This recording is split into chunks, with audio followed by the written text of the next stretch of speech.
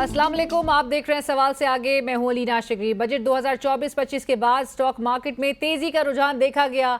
लगता है कि बजट को अपने हक में देखकर अशराफिया ने भी इसे खूब सराहा है।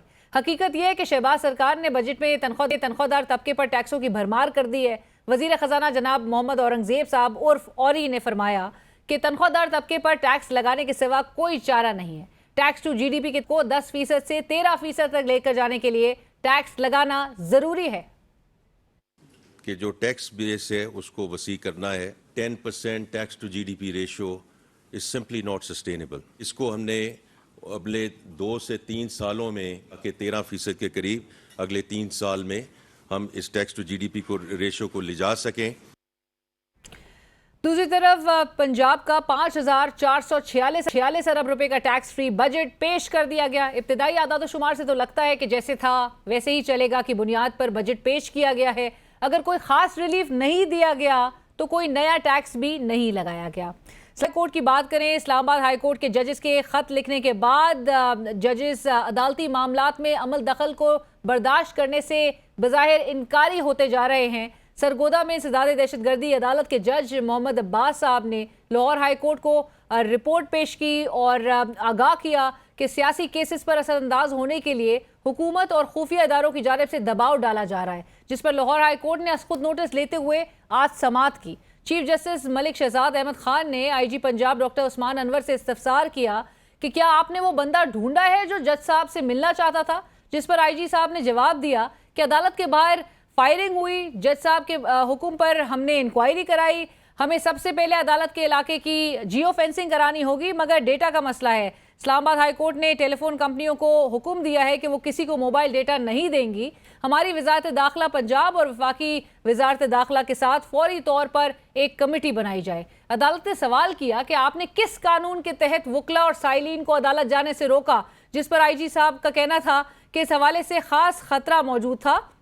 हमने दफा 144 नाफिज की ताकि लोग इकट्ठे ना हो सके और इसीलिए रास्ते बंद किए गए। इस पर चीफ जस्टिस साहब ने जवाब दिया, फिर तो सारी अदालतें ही बंद कर देते हैं।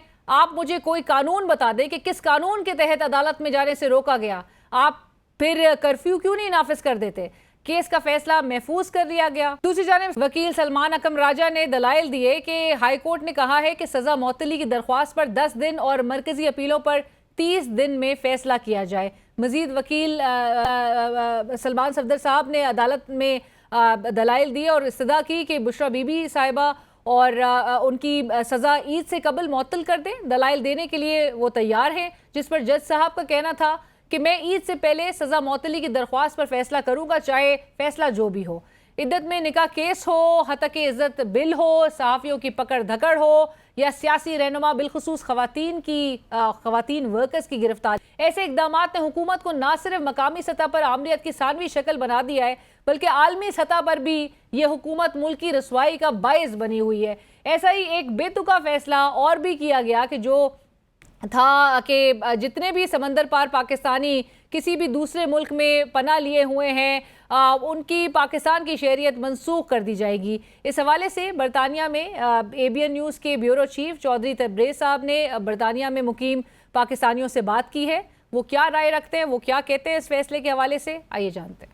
जी लीना, ये जो हालिया नोटिफिकेशन हुआ है वजारत दाखिला की तरफ से, असाइलम सीकर्स को जो बैरूनी ममालिक में आबाद हैं उनको पाकिस्तानी पासपोर्ट जारी नहीं किए जाएंगे। बरतानवी कवानीन के माहिर कानूनदान हैं और पाकिस्तान के कवानीन में भी गहरी निगाह रखते हैं बैरिस्टर मिर्जा सफदर इकबाल। पाकिस्तान का कानून इस चीज़ की इजाज़त नहीं देता कि जिस शख्स के पास नेशनैलिटी है पाकिस्तान की, उसके पासपोर्ट या नेशनल आइडेंटिटी कार्ड को रोका जाए। जो रिफ्यूजी स्टेटस के लिए अप्लाई करते हैं उनको किसी न किसी वजह से ऐसा ट्रीटमेंट उनके साथ होता है मुल्क में कि जिसकी बेस पे वो अपनी जान बचा के बरतानिया में आ जाते हैं। जो भी करते हैं यहाँ से पैसे कमा के उधर ही भेजते हैं, तो गवर्नमेंट पाकिस्तान को इस फैसले पर नजरसानी करनी चाहिए। उनके मुस्तकबिल के लिए उनको वीजा लेने के लिए पाकिस्तानी पासपोर्ट रिक्वायरमेंट होगा, वो बंद कर दिया गया है या नहीं इंतहा इंसाफी है। जो रेफ्यूजी होते हैं उनको अपने कंट्री से और ज्यादा कोऑपरेशन की जरूरत होती है। इस मरासले के बाद ये लगता है कि वो